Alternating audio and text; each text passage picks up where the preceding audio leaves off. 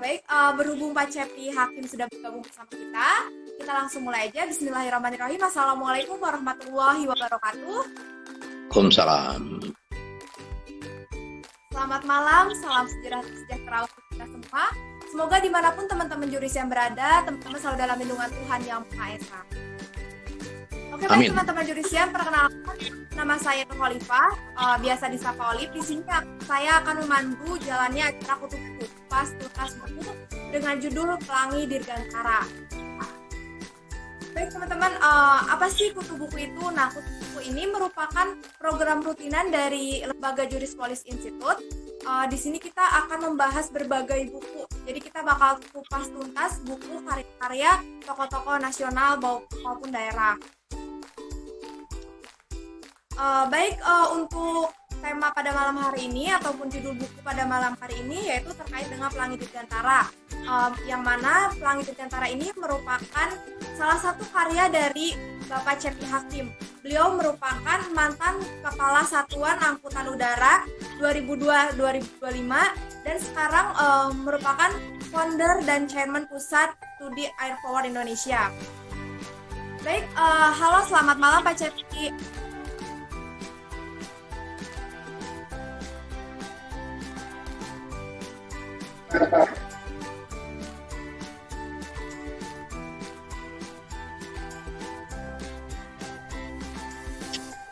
Oke, ya. Selamat malam Bapak, kabar? Selamat malam. Alhamdulillah. Baik. Salam sehat. Alhamdulillah. Saya koreksi dulu dikit ya. Saya itu adalah Kepala Staf Angkatan Udara Republik Indonesia tahun 2002 sampai dengan 2005. 2019 saya bersama teman-teman mendirikan Pusat Studi Air Power Indonesia. Dalam bahasa Inggrisnya adalah Indonesia Center for Air Power Studies. Oke, silakan. Oke, baik Bapak. Langsung aja ya Pak kita ke pertanyaan terkait dengan Bapak ini. Ya. Pertanyaan pertama Pak dari saya. Apa sih sebenarnya yang melatar belakangi Bapak menulis buku Pelangi Dirgantara ini? Apakah ini merupakan pengalaman Bapak dan pengetahuan Bapak waktu atau sewaktu Bapak masih di Angkatan Udara? Silakan Pak. Buku Pelangi Dirgantara. Yang melatar belakangi saya menulis buku Pelangi Dirgantara adalah keinginan untuk menyebarluaskan minat dirgantara generasi muda. Jadi Pelangi Dirgantara itu berisi kumpulan artikel-artikel saya di beberapa penerbitan yang berbicara tentang kedirgantaraan. Saya kumpulkan daripada hilang, tersebar, saya kumpulkan jadikan buku. Karena dia bermacam-macam, maka saya berikan judulnya Pelangi. Ya, pelangi kan banyak warna-warna. Karena kontennya berisi masalah-masalah kedirgantaraan, maka saya sebut sebagai Pelangi Dirgantara. Begitu, Mbak. Oke, baik Pak. Berarti Pelangi Dirgantara itu kalau pengalaman Bapak tentunya terkait dengan kedirgantaraan ini ya Pak ya. Makanya disebut dengan pelangi karena tidak hanya satu macam ya Pak pengalamannya, jadi berbagai macam Bapak kumpulkan jadi satu. Oke, baik Pak. Kita berbicara mengenai Dirgantara nih Pak. Kan berbicara mengenai Dirgantara ini tuh tidak lepas dari yang namanya transportasi udara. Nah, yang mana transportasi udara ini tuh bagian yang bagian yang sangat melekat dengan globalisasi. Nah, bagaimana pandangan Bapak mengenai perkembangan transportasi udara di Indonesia itu sendiri, Pak? Silakan. Oke. Transportasi udara. Jadi kalau kita berbicara tentang kedirgantaraan atau berbicara tentang air and space, maka salah satu faktor yang cukup penting yaitu transportasi udara. Bagaimana transportasi udara di Indonesia? Saya cerita dulu transportasi udara di dunia dulu, ya.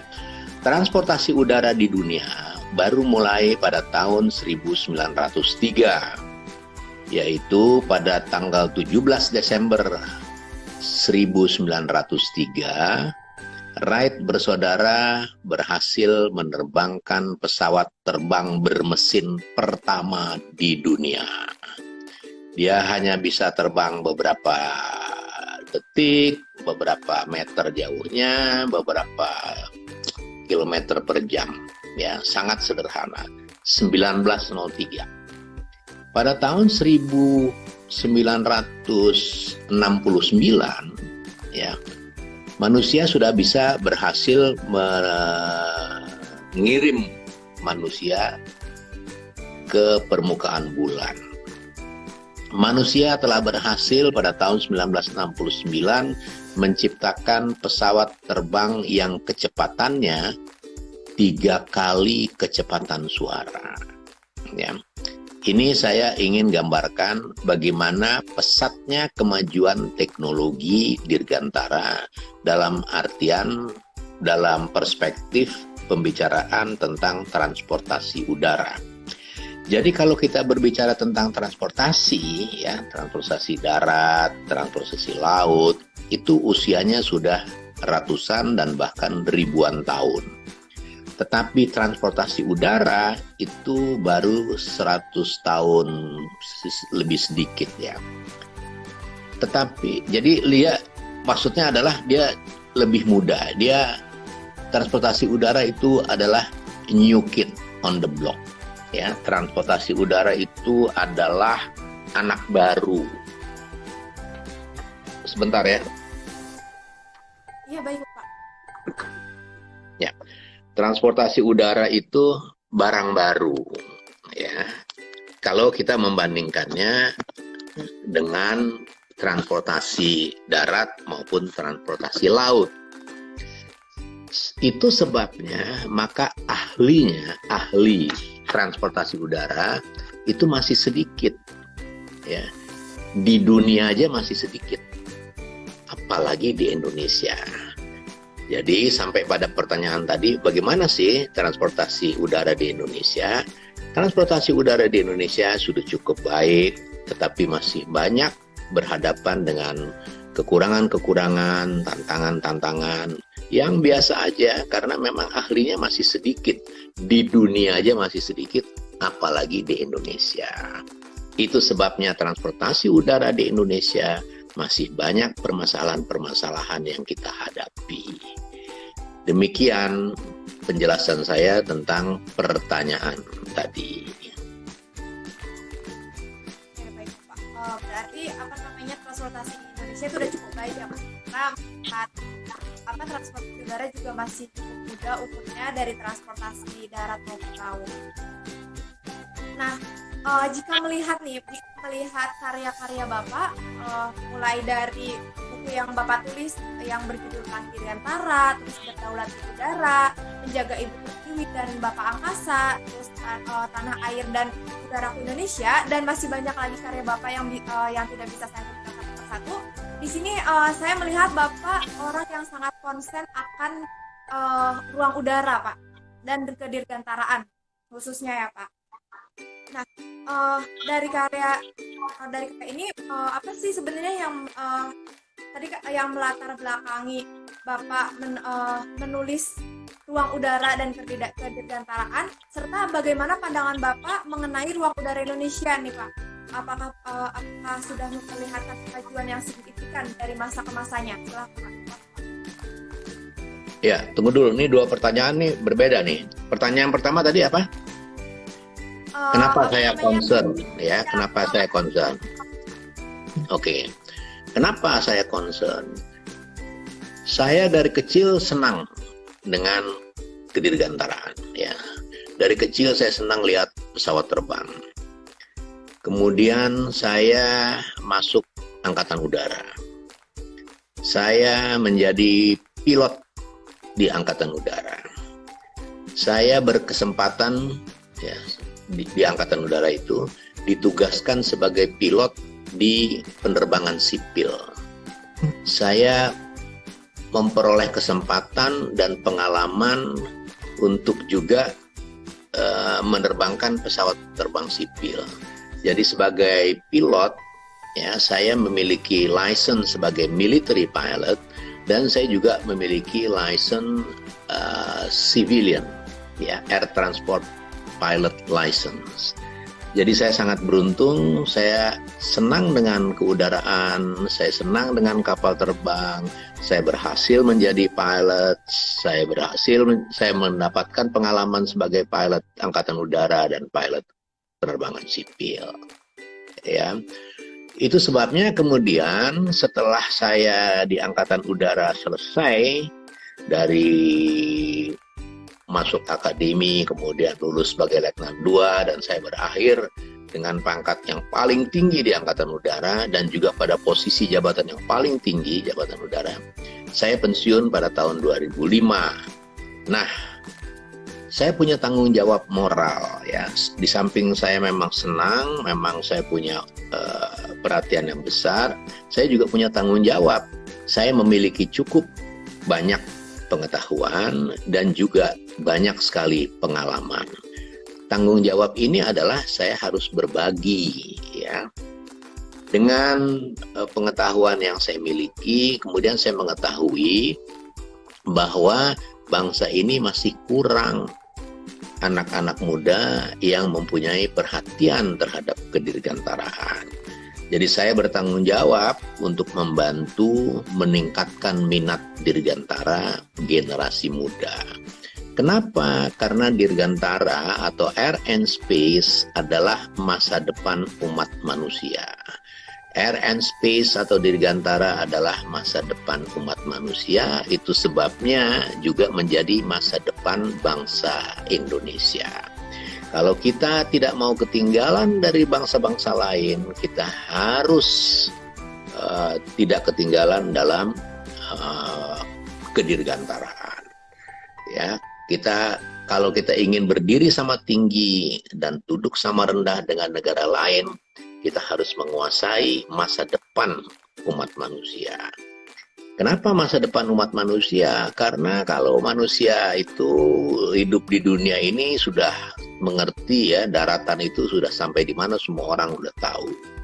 Perairan semua orang juga udah tahu sampai di mana. Begitu kita berbicara tentang dirgantara, begitu kita berbicara tentang air and space, sampai detik ini tidak ada satu orang pun yang tahu sampai di mana batasnya ruang udara itu. Tidak ada yang tahu. Itu satu hal. Berikutnya lagi, apabila dunia ini sudah penuh, orang sudah habis berada di daratan dan di perairan, dia mau kemana lagi? Tidak punya pilihan lain selain ke air and space. Itu sebabnya air and space dirgantara itu menjadi masa depan. Kita bisa melihat sekarang ini negara-negara yang bermusuhan puluhan tahun sekarang bekerja sama untuk mengembangkan ke air and space, ke dirgantaraan. Kita mengenal sekarang bagaimana orang mengolah ilmu pengetahuan untuk menuju ke angkasa dan bahkan ke luar angkasa atau ke angkasa luar. Amerika, Rusia, Jepang, Korea, dan beberapa negara maju dan juga Cina sekarang sudah mengembangkan namanya International Space Station. Pada tahun 2019 saya diundang oleh Profesor Supancana mengikuti suatu international conference di Leiden. Itu adalah ada konferensi internasional yang membicarakan tentang block building, mining di outer space. Ya, bayangkan, orang sudah begitu majunya berpikir di angkasa luar. Ya, karena apa? Karena that's our future. Itulah masa depan umat manusia.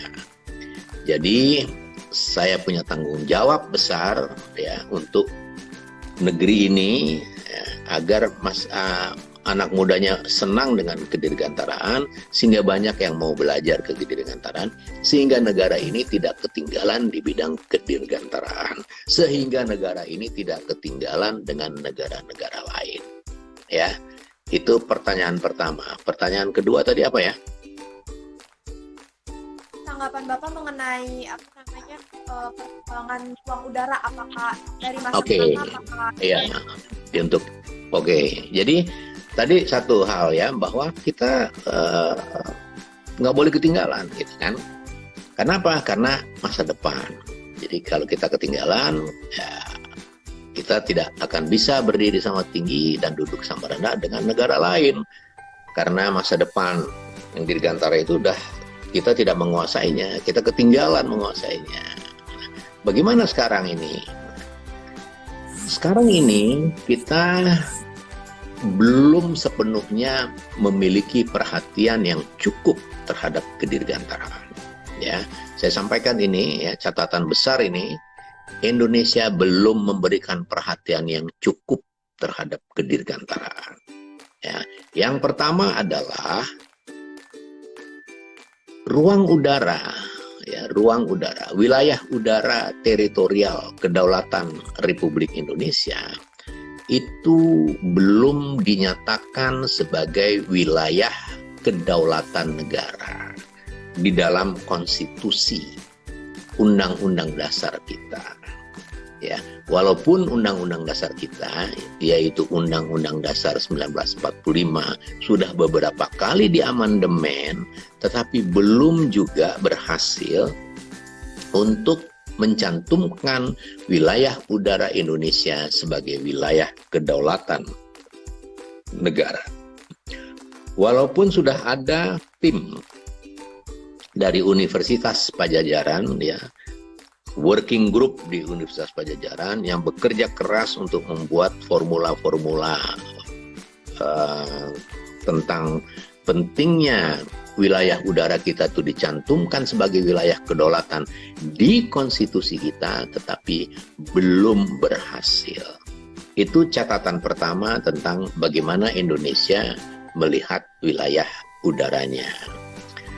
Yang kedua, karena kita kurang memberikan perhatian, ya, salah satunya adalah kita tidak cantumkan wilayah udara itu sebagai wilayah kedaulatan, maka kita juga tidak memberikan perhatian yang cukup bahwa wilayah udara kedaulatan kita ada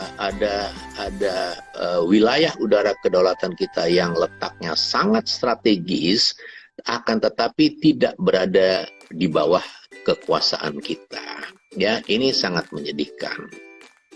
Jadi ada dua hal yang sangat penting bagi sebuah catatan negeri ini dalam mengelola wilayah udara, dalam mengelola kedirgantaraan, masih kurang cukup memberikan perhatian.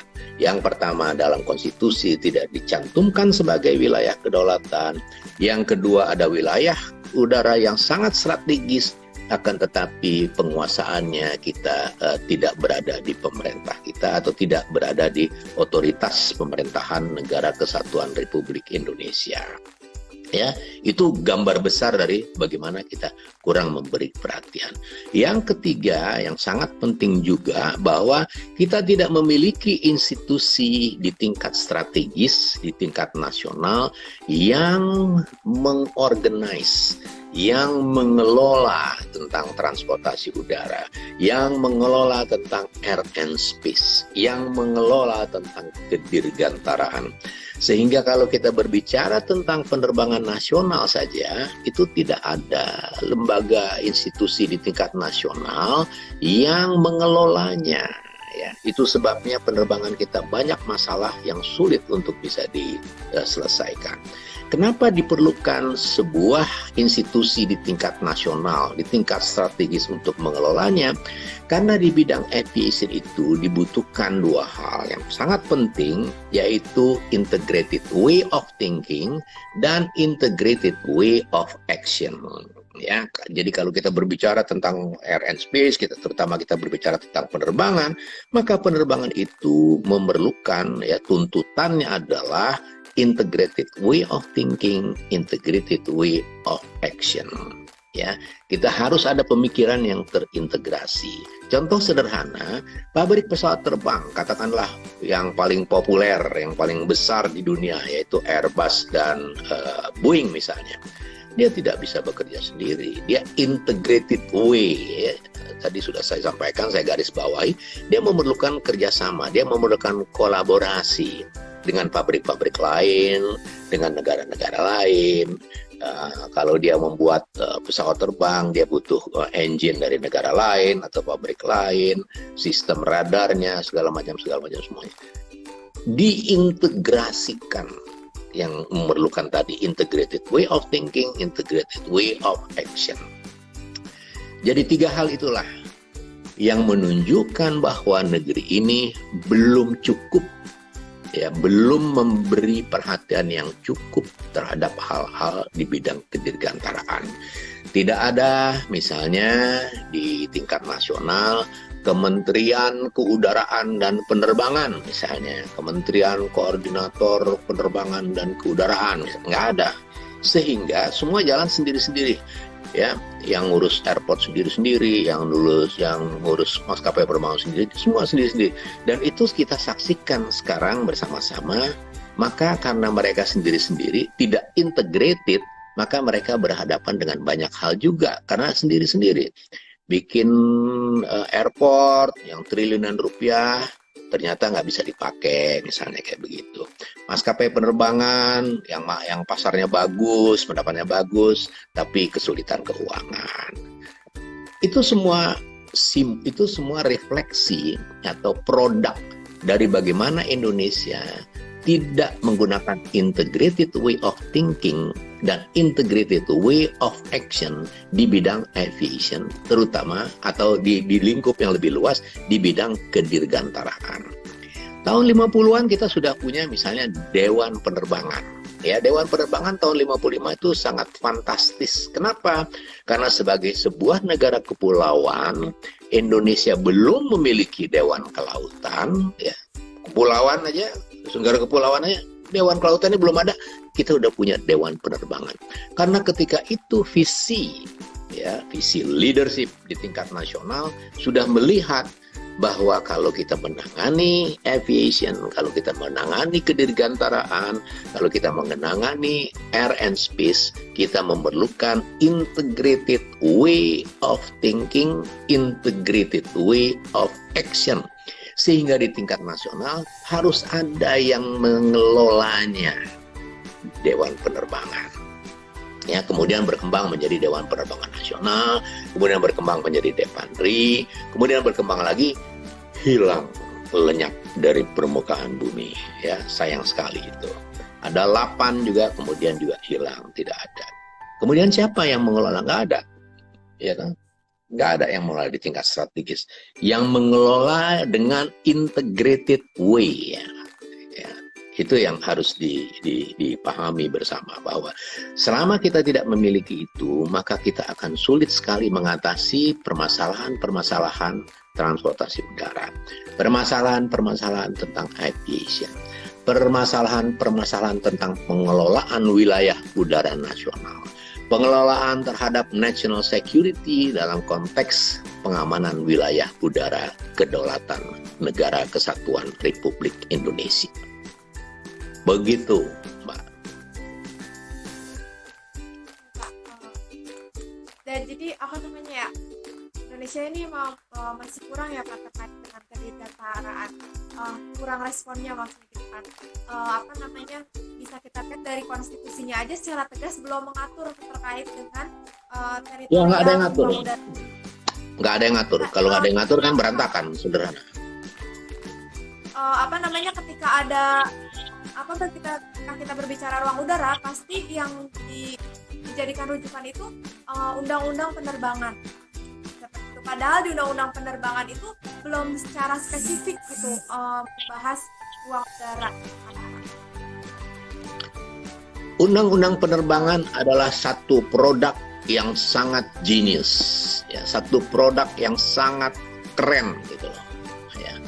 Tetapi sayangnya banyak pasal-pasal atau masalah-masalah yang tercantum di Undang-Undang Nomor 1 Penerbangan tahun 2009 itu tidak ditindaklanjuti. Ya, banyak hal. Kenapa tidak ditindaklanjuti? Karena kembali lagi, tidak ada yang mengelola di tingkat nasional. Ya, mengelola sendiri-sendiri, yang urus maskapai penerbangan sendiri, yang urus airport sendiri, yang ini sendiri, semua sendiri-sendiri. Tidak integrated. Ya. Tuntutan dalam teknologi aviation, dalam teknologi air and space adalah integrated way of thinking, integrated way of action. Selama tidak terintegrasi, jangan pernah mimpi untuk bisa berhasil. Ya, contohnya banyak sekali. Ya, kenapa Garuda bangkrut misalnya? Itu juga salah satu dari produk yang tidak terintegrasi kita menangani masalah-masalah tentang pengelolaan maskapai penerbangan nasional. Salah satu penyebab.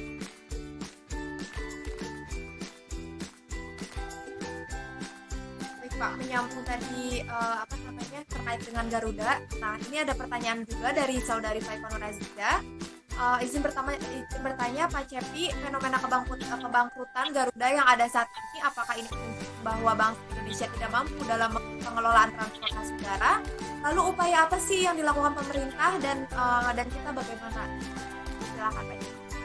Oke, Garuda menarik sekali ya. Garuda ini masalah yang gampang sebetulnya. Ya, saya katakan nih terus terang gampang. Kenapa gampang? Karena Garuda itu mengalami kesulitan keuangan bukan kali ini aja. Ya. Garuda Indonesia itu mengalami kesulitan keuangan sudah beberapa kali. Ya.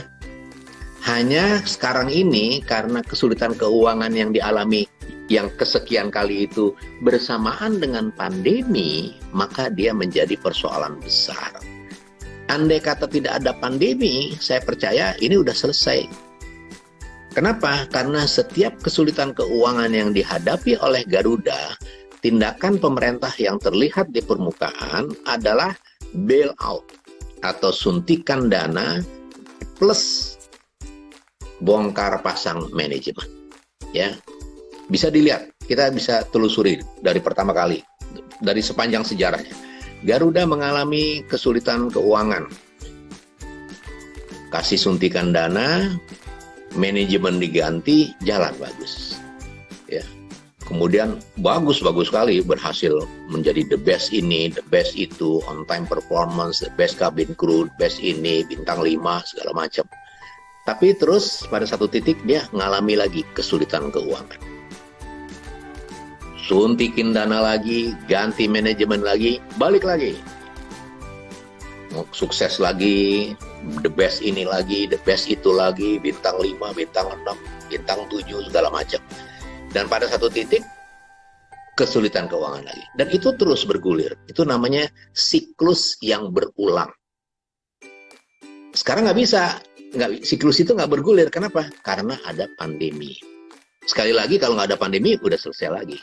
Sekarang dengar akan diganti oleh Pelita. Pasti sukses, Pelita nanti pasti dikasih dana, kemudian diganti manajemennya, jalan lagi. Pasti sukses lagi, pasti. Ya toh? The best ini, the best itu lagi, pasti. Kenapa? Ya, pertanyaannya itu kenapa sih? Kenapa? Yang pertama adalah pada saat terjadinya kesulitan keuangan, tidak pernah terdengar dilakukan investigasi atau audit atau dicari akar permasalahan, akar penyebab permasalahan. Tidak pernah terdengar dilakukan.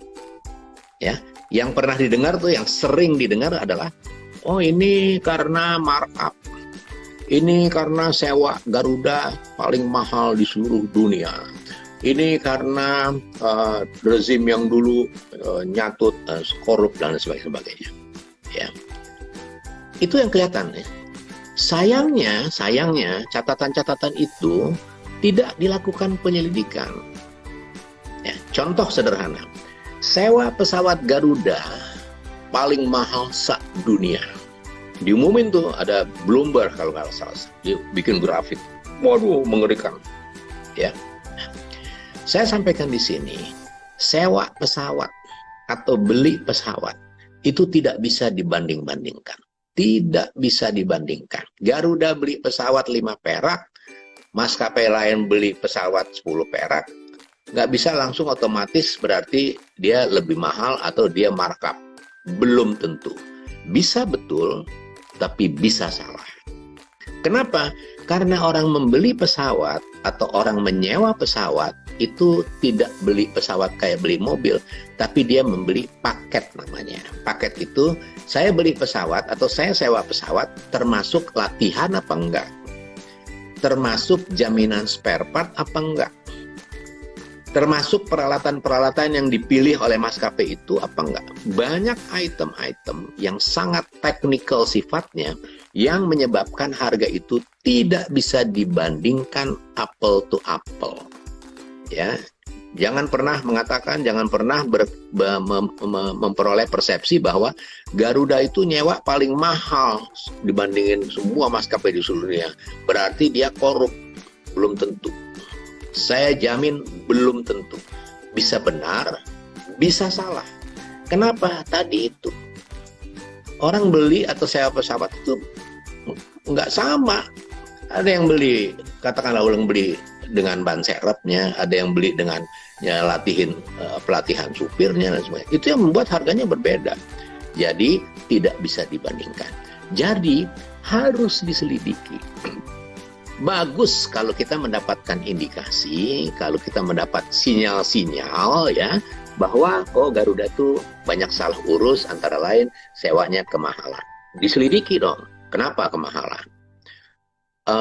Beli pesawat yang nggak perlu, misalnya kenapa beli ATR gitu, ya diselidiki dong, kenapa dia beli? Pasti kan ada sebabnya, nggak mungkin nggak ada sebabnya, orang nggak ada angin, nggak ada terus langsung beli gitu, nggak mungkin. Diselidiki. Kenapa ini perlu diselidiki? Karena kita perlu mengetahui penyebabnya apa, sehingga kita bisa menghindarkan kejadian itu berulang. Itu yang saya katakan tadi, siklus kesulitan keuangan Garuda itu berulang, ya, berulang-ulang, ya. Jadi banyak hal, padahal sudah ada sinyal-sinyal yang diketahui tadi. Pesawatnya itu kebanyakan. Kenapa kebanyakan? Kan harus diselidiki, kenapa kebanyakan? Karena harus melayani rute-rute internasional, walaupun nggak laku, harus dijalani katanya. Kenapa harus dijalani? Ya. Jadi sekali lagi, selama tidak diaudit, selama tidak diinvestigasi, selama tidak diselidiki, penyebab dari kesulitan keuangan yang diderita oleh Garuda beberapa kali itu, kita tidak akan pernah bisa mengatasi masalah Garuda. Ya, itu satu hal, ya, satu hal. Disimpan dulu itu satu. Sekarang kita lihat, kenapa dengan suntikan dana dan kemudian ganti manajemen jalan lagi bagus? Kenapa?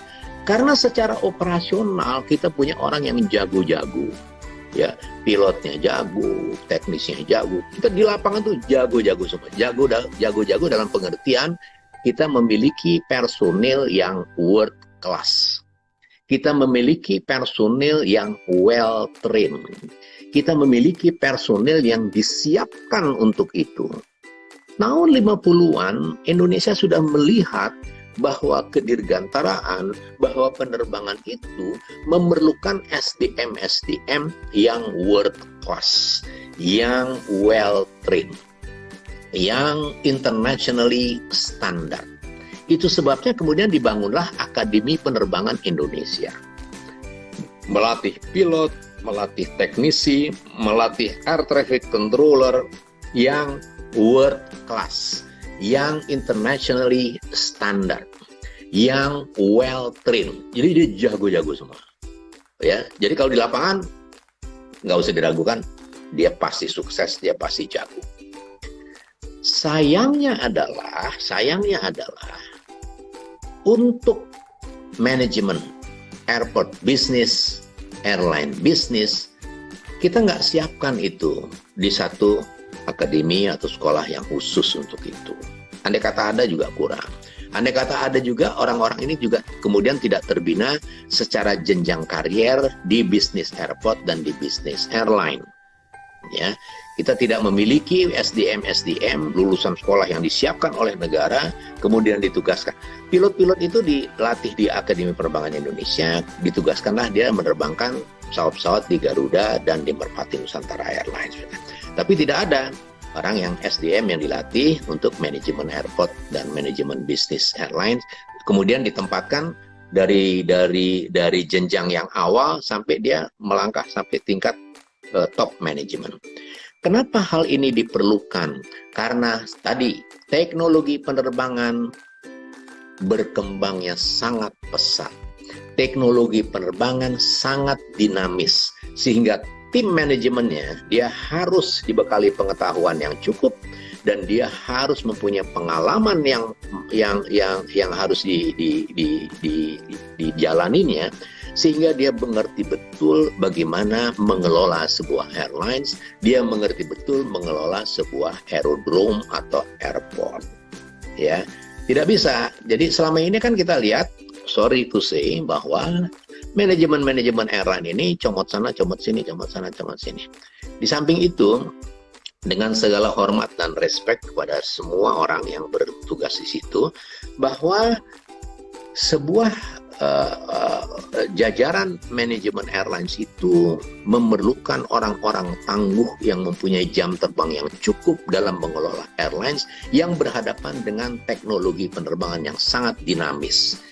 Kalau kita beli pesawat, katakanlah Boeing atau Airbus jenis A sekarang ini, itu baru kita terima mungkin tahun depan atau tahun berikutnya. Dan pada saat yang sama kita menerima pesawat yang baru itu, sudah ada lagi pesawat yang baru lagi misalnya. Itu artinya dinamis. Dan itu sangat menentukan tentang marketingnya misalnya. Banyak hal-hal yang seperti itu yang kita tidak menyadari. Karena kita tidak memiliki orang-orang yang world class, kita tidak memiliki orang-orang yang global standard, kita tidak memiliki orang-orang yang mumpuni dalam bisnis di airlines dan di airport, maka kita menikmati sekarang bagaimana airlines kita dan airport kita. Ya. Kemudian berikutnya lagi adalah bahwa Garuda atau maskapai-maskapai penerbangan sering dilihat sebagai sebuah perusahaan biasa yang mekanismenya itu untung rugi aja. Itu sebabnya kemudian orang berpikir, oh harus orang-orang finance yang ditaruh di situ. Terjadilah orang-orang finance. Orang finance jago, tapi dia di bidang finance. Finance di bidang aviation agak berbeda. Sekali lagi, karena aviation itu memiliki ciri khas tersendiri. Dia sangat teknikal sifatnya dan dia sangat dinamis kemajuan teknologinya. Itu sebabnya tidak cukup orang finance. Harus ada orang operasional, harus ada orang aviation yang mempunyai pengalaman, yang disiapkan pendidikannya dan diberikan pengalaman yang cukup untuk memimpin sebuah airline sebagai seorang profesional. Ya. Memang di tingkat leadership tertentu itu bisa aja orang ini diambil dari ini, bisa aja. Tetapi di bidang aviation dia akan mengalami kesulitan dan itu terbukti. Kita melihat sekarang mana airline kita yang berhasil ada. Kenapa? Itu tadi. Jajaran manajemennya kita belum mempunyai satu pendidikan, satu education and training yang well trained, yang internationally standard, yang disiapkan untuk memimpin sebuah maskapai penerbangan dari level yang awal sampai berjalan dengan pengetahuan, dengan pengalaman mencapai kepada top management. Itulah para profesional yang mengelola maskapai penerbangan yang bisa sukses. Indonesia belum memiliki itu. Ya, sorry to say, ya kalau ada itu juga masih belum terorganisasi dengan baik.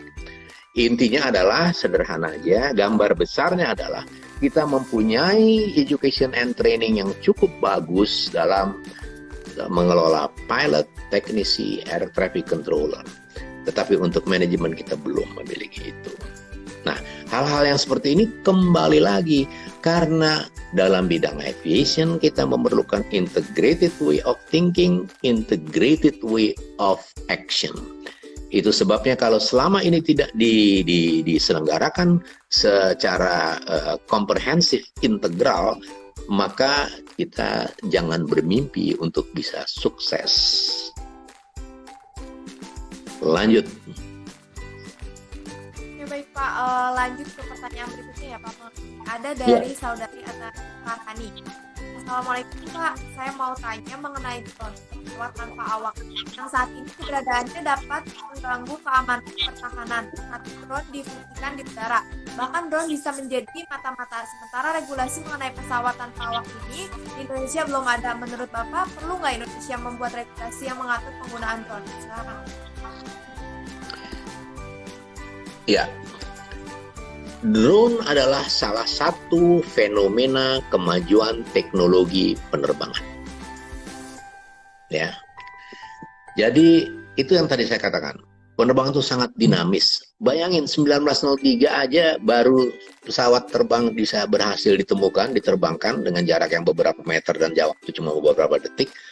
Tetapi hanya 66 tahun, belum 100 tahun, orang sudah bisa mencapai bulan, orang sudah bisa bikin pesawat yang kecepatannya 3 kali kecepatan suara. Ya, itu kemajuan teknologi. Kalau kita melihat secara garis besar, maka sebenarnya sekarang kita tengah berada di dunia yang memulai era cyber namanya. Ya. Cyber world becoming fifth domain after land, water, air, and space. Ya. Dunia cyber telah menjadi domain kelima setelah daratan, perairan, udara, dan ruang angkasa. Ada ada cyber. Apa ciri khas dari cyber itu adalah antara lain automation dan artificial intelligence. Itu adalah kemajuan teknologi. Salah satu produknya adalah drone. Begitu cepatnya kemajuan teknologi di bidang penerbangan terutama sekali, maka regulasi selalu tertinggal. Jangan di bidang penerbangan ya.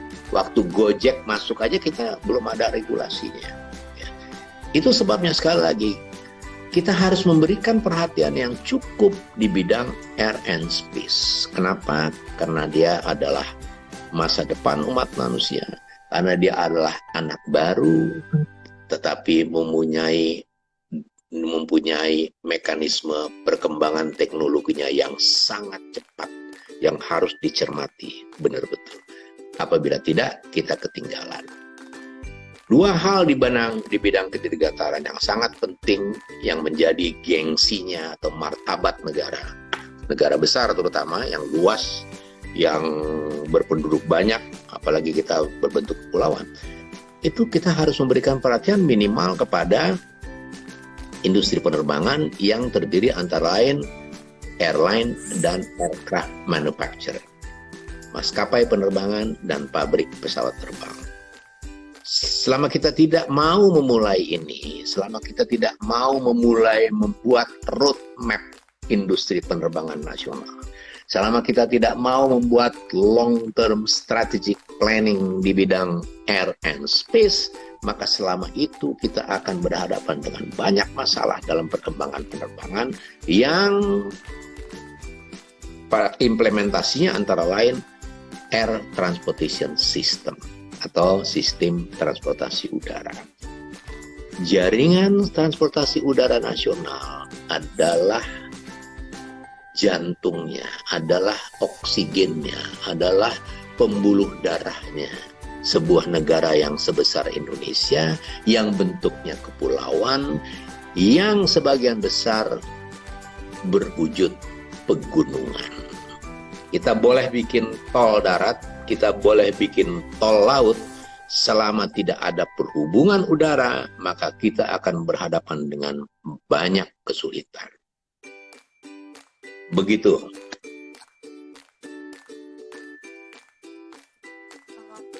Selanjutnya nih Pak, pertanyaan masih dari Atari Farhani.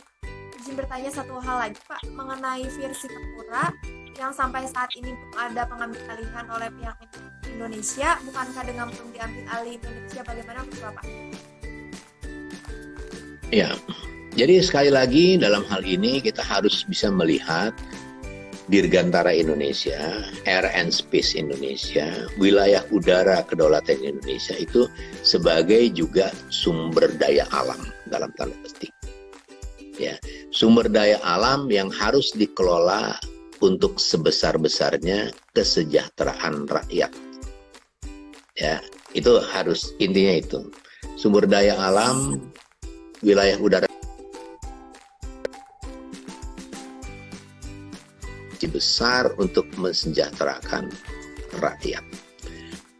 Sekaligus dia mempunyai aspek yang kritikal di mana pengelolaan wilayah udara nasional itu juga berhubungan dengan national security atau keamanan nasional. Jadi wilayah udara kedaulatan Indonesia seperti juga wilayah daratan dan wilayah perairannya itu sebenarnya adalah wilayah yang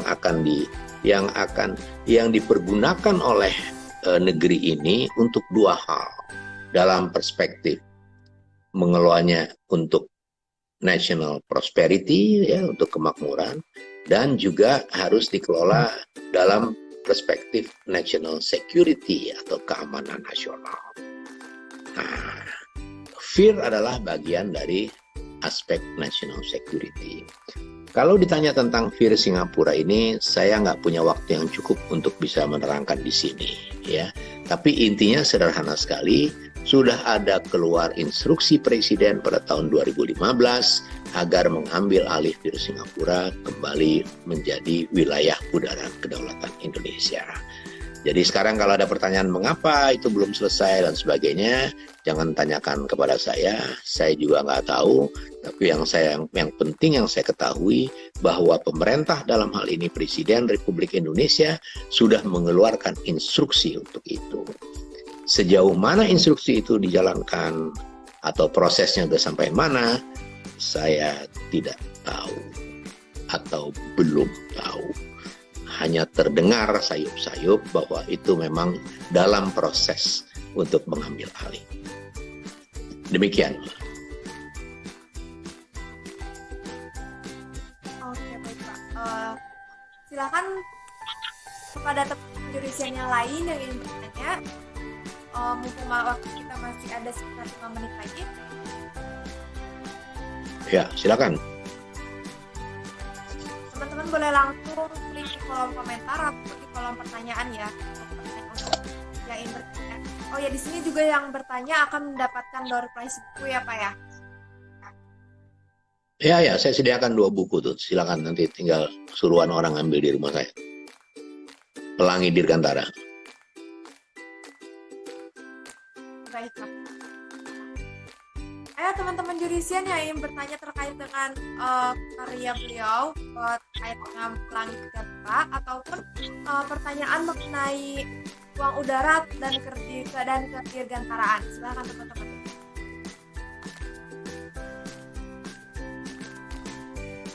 Ini adalah juga bukti bahwa belum banyak orang mempunyai minat kedirgantaraan. Ya. Nanya aja nggak mau. Gitu. Kalau orang punya minat kan dia bertanya ya. Jadi nggak usah dipaksa, nggak apa-apa. Lain kali kita bikin. Kita nggak boleh bosan, kita coba. Itu juga yang saya kerjakan ya. Saya bikin ceramah, saya melayani wawancara, saya menulis buku, saya menulis artikel. Terus ya hampir tiap hari saya nulis ya, menulis seminggu sekali paling tidak saya nulis di kolom kompas.com misalnya ya tentang keudaraan, umumnya adalah tentang defense dan aviation. Saya sudah mulai di kolom kompas.com itu tahun 2019 ya. Akhir tahun 2019 saya kumpulin jadi satu buku namanya Defense and Aviation. 2020 jadi lagi buku. Udah 2 buku jilid 2. Nanti akhir tahun ini bulan depan saya bikin lagi jilid 3 Defense and Aviation. Ya. Jadi sekali lagi kenapa? Karena saya menginginkan banyak anak muda yang mempunyai minat ya untuk kedirgantaraan supaya mereka bergerak di bidang kedirgantaraan sehingga negeri ini tidak ketinggalan dengan negara-negara lain. Begitu Mbak, udah habis waktunya ya. Masih ada satu pertanyaan nih Pak dari Silakan. Ya. Beliau bertanya untuk generasi muda sekarang kan banyak yang malas baca. Bagaimana agar memancing mereka menjadi rajin? Mohon sarannya Pak, silakan. Ya. Orang Indonesia tuh bukan malas baca, malas semuanya ya. Pada umumnya malas. Ya. Makanya kalau saya memberikan ceramah ke para adik-adik saya, para junior dan banyak, saya cuma bilang begini, kamu mau maju nggak? Mau sukses nggak? Mau Pak? Pasti jawabannya kan mau kan? Terus saya bilang gampang, kamu rajin aja sendiri. Kalau kamu rajin sendiri, kamu pasti sukses. Ya. Kenapa? Karena teman-teman kamu kan pada males semua. Ya, semuanya pada bilang iya. Malah ada yang bilang, iya Pak, saya juga males. Ya udah, mau tidur aja kalau males.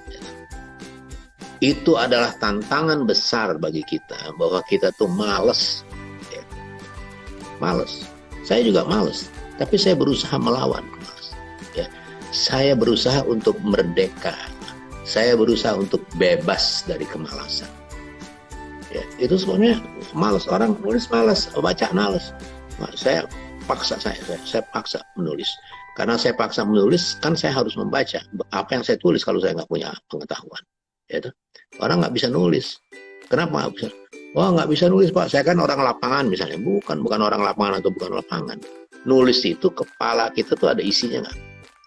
Ya, kalau kepala kita nggak ada isinya, apa yang mau ditulis? Bagaimana ngisi kepala? Baca, belajar. Ya, itu jawabannya.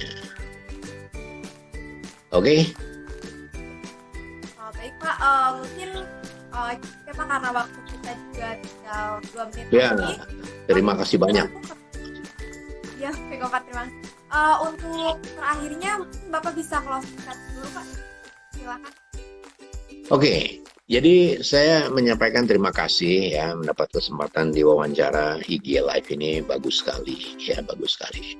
Saya dengan penuh semangat meresponnya. Kenapa?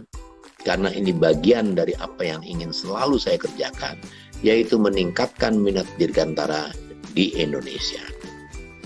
Kenapa harus ditingkatkan?